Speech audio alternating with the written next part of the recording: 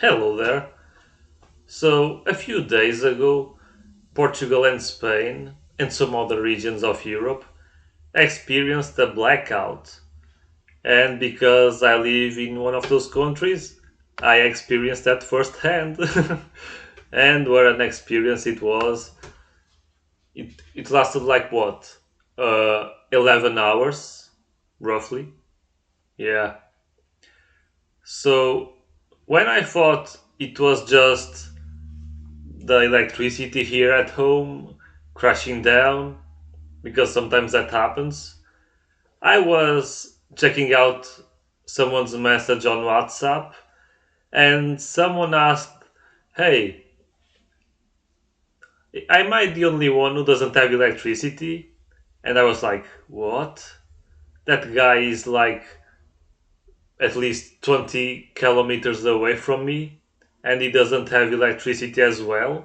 What's going on?" So I noticed that it was something bigger than just the electricity going down here at home.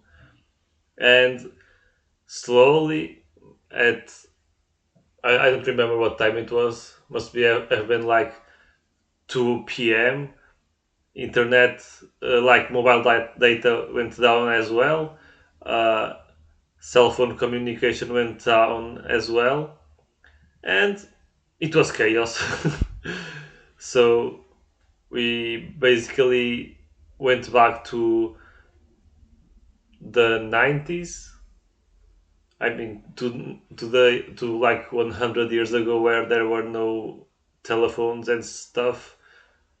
Technology was of no use unless you had like a battery radio that worked. And my dad has one that was quite useful for that to pay attention to the news and stuff like that. Sorry. And so, yeah, it was a unique experience. And what did I learn from that? So, first of all, the absence of technology was an interesting change of pace. It was like a dopamine detox. There were no social media to scroll. Uh, you couldn't turn off on TV, the computer. People couldn't work.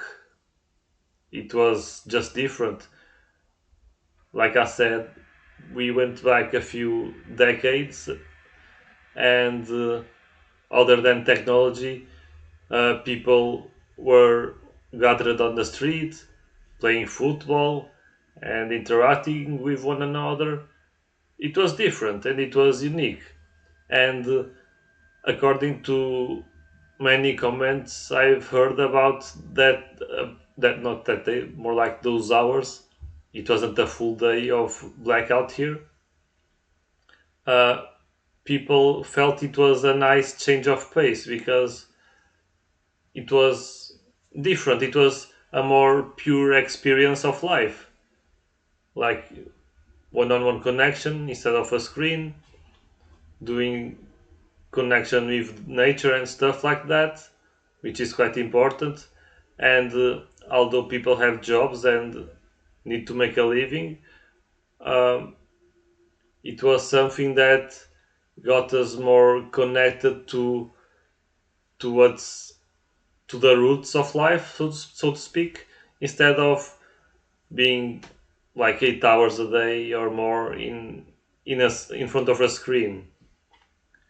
And I have heard people, and depending on how that's done, I've heard people actually suggest that this should be done like once a month to disconnect the world from technology.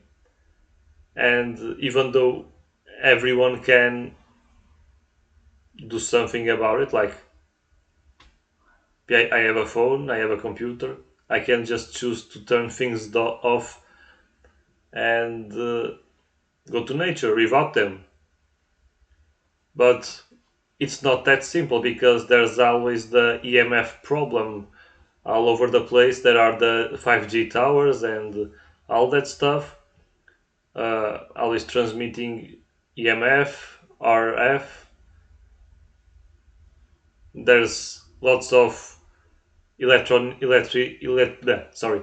There's lots of electronic pollution always going around everywhere, and for a while we didn't have that, and I'm not sure whether people who experience this often noticed something different, but I bet the number of headaches people experience daily during the blackout, they must have decreased. It's not just about not staring at the screen, it's also about the the towers emitting EMFs and RFs and stuff like that, radio frequency, electromagnetic frequency. It's quite a big deal, and more that is a problem. Um, where else? It also showed the fragility of society because we are so reliant on technology, and once technology fails, everything crumbles. One thing I've noticed, and I went to the supermarket because I was asked to. Um, we didn't know what was going on. People were saying on the radio, "Oh, this may last like a week or whatever," and if the blackout lasted for a week, there could have been major problems. I went to the supermarket, and the situation felt like something serious. I mean, the blackout was serious, but something like a war scenario or a natural disaster had happened because you'll see the people talking to one another. All the shops uh, with no light. The only shop that was working was the big supermarket, and even there there was suspicious activity in a sense that the workers were on their phones or radios kind of panicking, saying that the generator wouldn't last much longer and stuff like that. I noticed that many people were taking lots of water gallons, like many.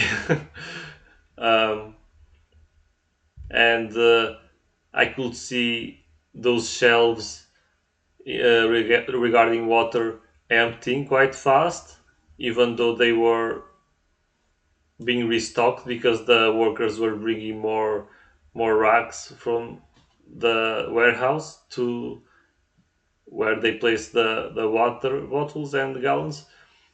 And yeah, it kind of felt like uh, an apocalyptic situation in a sense. And that supermarket, I mean, it's a really big one, but it didn't feel very full. But my mom was also shopping before I went there, and she said the scenario in that supermarket she went was even worse. Like she saw people, lots of people hoarding stuff and lots of empty shelves. It was crazy. So if that happens only in 5 hours, what will happen in 5 days? It will be a serious problem. And fortunately, things were solved in the same day, but still, hmm, you can see that people need to get ready for those situations because even though there's those security systems and there are those all those protocols companies have, but you never know. You never know when shit hits the fan. So it did this time for a slightly short period of time, but the longer it went, the more problems could have arisen. Um, and if food, uh, if there was no more food on the shelves anywhere, the alternatives there wouldn't be many unless you have like a big piece of land and you farm cabbage and carrots and have chicken and tomatoes. There's no problem with that. I have read somewhere, I'm not sure where, I think it was in some Cody London book, uh, that if you have 10 square meters of land, all full of food, like growing stuff there, you can last for a year there, and that's good. But not many people have that. Actually, was it 10 or 100? I'm not sure now. I think it was a 10 by 10 land. Yeah, yeah, I think that's it. 10 by 10. Yeah. Um, and yeah, if you live by the sea, you can also get a fishing rod and try to go fishing. Although you'd need a boat, and you'd need to be clever so that no one will sneak in and steal your fish. That could be a problem down the line. You never know. uh, so yeah, there's an over reliance of technology. Not many things were working, and now that we have the magnetic field of the Earth uh, getting weaker and having some shifts, and also the sun gaining more activity, and those two factors together, I believe, even though their official explanation said something about an extreme rare atmospheric occurrence, I feel like it may have been the sun causing this type of disruption. But even though there's some sort of protection, and even if that the sun wasn't the problem here, like that's just my perspective on that. I feel like down the line, with the sun getting more and more active, the technology will end up failing more and more. So we need to get ready for those situations. We can't just expect that things will be restored quickly if it happens again or and stuff like that. We need to get really ready for those situations. So having like um, an emergency kit or stuff like that was now that I'm talking about the emergency kit, um, radios, portable radios with batteries and candles, those were also uh, being sold quite fast in many shops, and they were quite useful. We here at home at night, candles were quite useful, and the radio was as well, as I mentioned before. Excuse me. So you can, the same way, hospitals and the buildings of major corporations have like an emergency plan with those maps laying out the emergency exits and stuff like that. I feel like we personally at home, we need to have those types of plans ready to enforce in case something happens, because you never know. Even though in 90% of all those places, they will never, those plans and those emergency provisions will never be used. You never know when it will be needed, because the future is shifting, things are moving fast, and you never know. So it's better to be ready and have a plan and have the resources ready to use in case something goes down, than not being ready at all and suffering the consequences later. Um, where else? Yeah. there's also the part where, like, there are many parts of the world where they experience war, famine, and stuff like that. Um, but I feel fortunate and blessed for living in a place where those things don't happen. But because during that day, we collectively in this country and the other countries that experienced that, we entered the unknown. It felt like a, a real life apocalypse scenario because we never knew how to deal with such a situation. And one thing is to imagine it and to talk about it, and another thing is to live it. So yeah, many thoughts come across the mind, like, what can I do? What can I do now to be ready for next week in case things don't improve? Like, all those thoughts are quite rampant through the mind, and they make you really think and feel that those scenarios are very real, they are very possible, and yeah, we need to actually be ready in case they happen again, and they probably will in some way or another. So yeah. So to sum up this video, what are the big takeaways?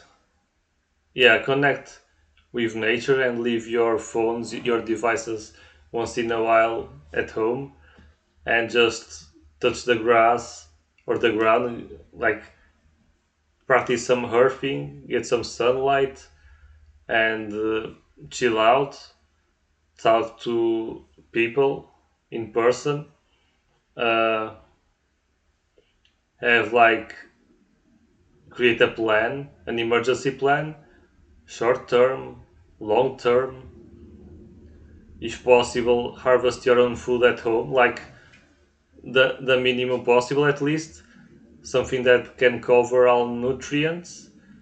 Like, if you eat eggs and tomatoes, you cover all nutrients right there. So if you can get chicken or duck to lay eggs.